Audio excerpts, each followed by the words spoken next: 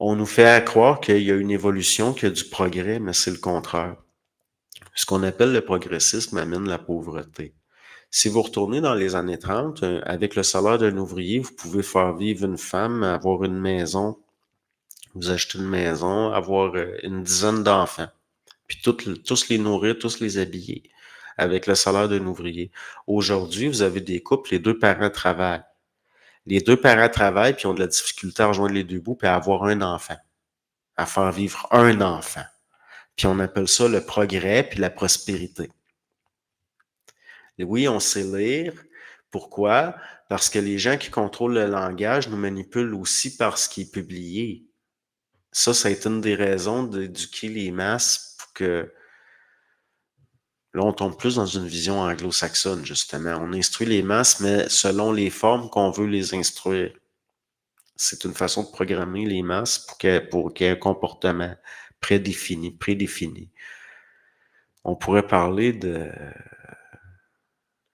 on pourrait parler de psychopiratage, carrément. Au niveau la formation, on pourrait parler de domptage.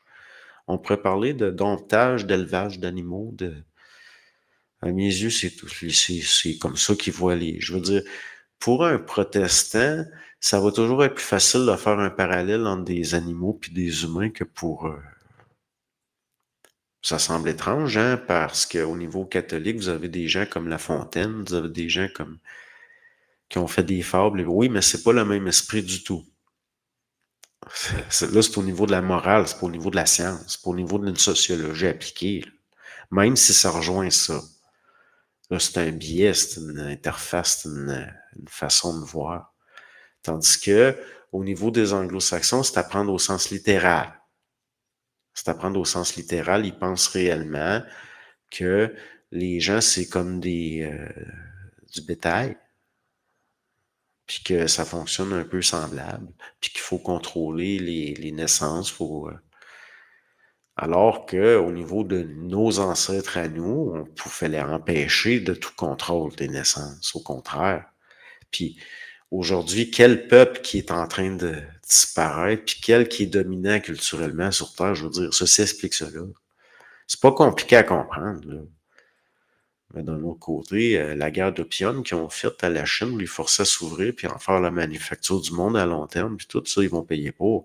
Parce que moi, je vais vous le dire tout de suite, les futurs maîtres de la Terre, c'est pas les Anglais. C'est pas...